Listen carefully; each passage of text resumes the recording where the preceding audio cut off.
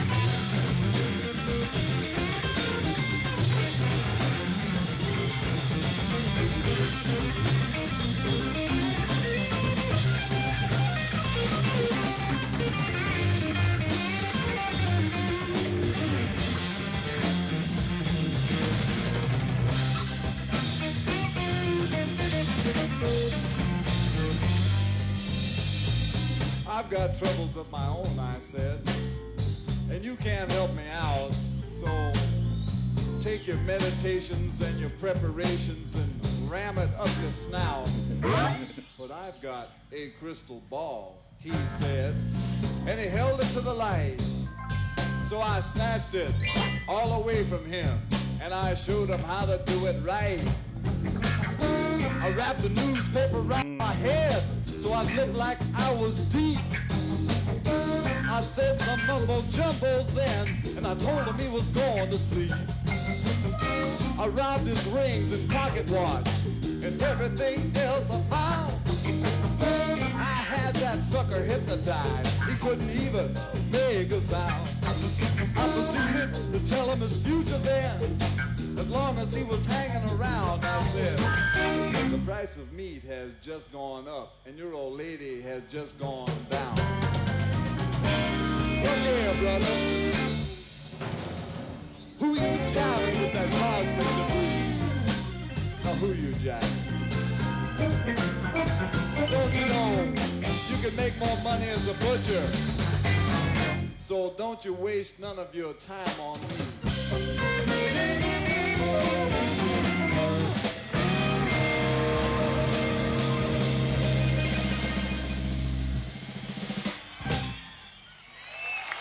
All right, that was incredible. All the way through the solos, saxophone killed it, Duke killed it, Zappa, and then at the end, it went into like a hip hop kind of vibe. That was fire. That was a great performance. What makes some of you survive on the rock stage? It's a combination of actually, I really do have talent, see? That makes a slight difference. And the other thing is sex. If you just, you know, there's masses of things to do on the sexual level when you go out on tour. It's like going to the circus. And so that, it keeps you interested. You know, if you ever go on the road and you wind up playing in places that you hate, you always know that there is the possibility that you can find some form of recreation after you've done your job that compensates in some way for what you've just been through on the stage. Hello there. When you go on tour with a musical group, it's possible that any town can seem like this, whether it's large or small, or busy, or if there's nothing happening in it. The reason for this is quite simple. A musician, if you consider the normal pattern of modern civilized life, is on the outside of it all. He doesn't build things, he doesn't work regular hours like a decent God-fearing citizen, and the life he leads in many ways seems useless and irrelevant to those of us who prefer a quiet evening in front of the television and a bottle of beer. Amazing as it might seem to some of us, musicians have basic physical needs, just like real people. Well, some people like to be a carpenter, you know, they're interested in working with their hands, or they're interested in electronics, they like to solder wires together, or they're artists, or they're something. That's their field of interest. Unfortunately, I like to play music. Now, when you want to play music and you want to earn a living from playing music, you have to work under the conditions that the environment imposes on you. They don't make it easy for you to be a musician. They don't, in the United States especially, musicians are generally regarded as sort of useless adjuncts to the society unless they do something creative like write a Coca-Cola jingle, and then they'll be accepted. But musicians usually are regarded as sort of the scum of the earth. And so if you want to be a musician, you just have to realize before you start that nobody's really going to care. But isn't it true that when you are successful in the United States, like successful in the meaning of earning money from what you're doing, then you're also accepted by the society, even if you're a musician? No, you're only accepted by that strata of the society that pays attention to what you do. Yeah. So it's not enough to sort of earn money and have the... Again, that's something that's even way more diluted now to what he's talking about then. Now everyone can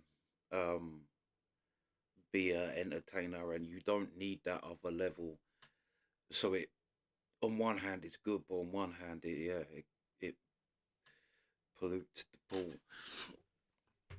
House or live in the right place. And... No, as long as you're a musician, you're still a musician. Instead of just being merely the scum of the earth, you can be a wealthier scum of the earth, or perhaps a more acceptable scum of the earth, but you're still the scum of the earth if you're a musician.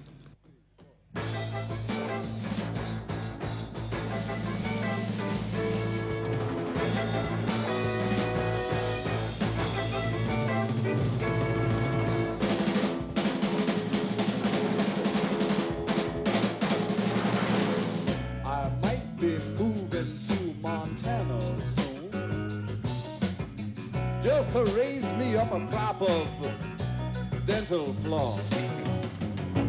Raising it up, waxing it down in a little white box that I can sell uptown.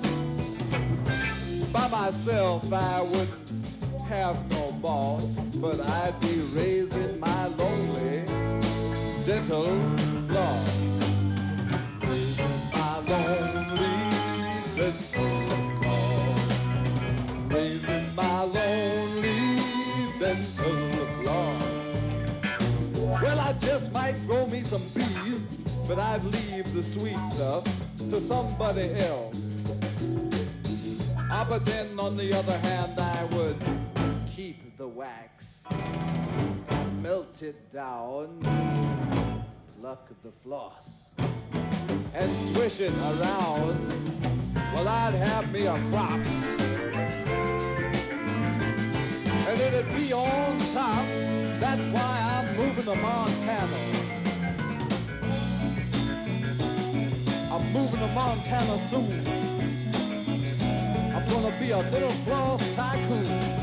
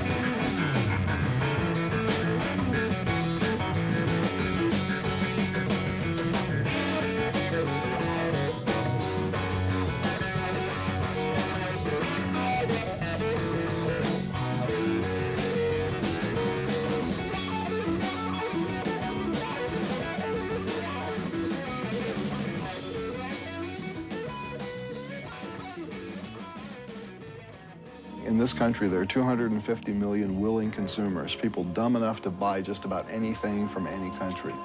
Anything. They're born to buy. The people in this country are bred to purchase things. That's what the educational system turns out. Consumers. So, if any country were to attack the United States, I think that, first of all, the Japanese would come and fight on our behalf to keep an attack from coming in because they don't want to lose 250 million consumers. And we would be stupid to shoot anything over into the Soviet Union because that is a whole country full of people to pay $100 for a pair of Levi's. So that, you can't get that every day. And it is the desire to do commerce that is going to keep the world from blowing up. Ultimately, it may be the businessmen of the world who keep the place from being destroyed.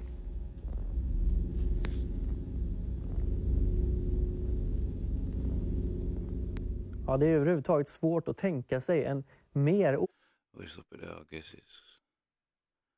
But yeah, a couple of things in that. The musicians being scum of the earth. I remember seeing something that it said it was advertised in a restaurant in London that said musicians come and play it, and if it works out well, then we'll pay you. And a musician, put a thing back saying, "Chef, come and cook round my house, and if it goes well, I'll pay you." It's like he said, it's a kind of people see it as an add-on to a society, not a value, and especially more and more as that goes on. But also, what he says is kind of true about the business people. It's like I said in the last part that it's not a great conspiracy why most of the um, creative world is left wing and most of the business people is right wing. It goes with their personalities. But what he said there is kind of true, that can kind of save the world. Much more than people caring about people is actually a kind of bark. And I think actually it's true that most wars in history were over trade deals. I think the Mongol Empire, being one of the biggest empires ever, came out of the fact that they couldn't trade and no one wanted to trade with them because they just had cheap um, animal furs and things like that, where the rest of the world was more civilized. So yeah, they was getting ripped off, so it caused the Mongol Empire.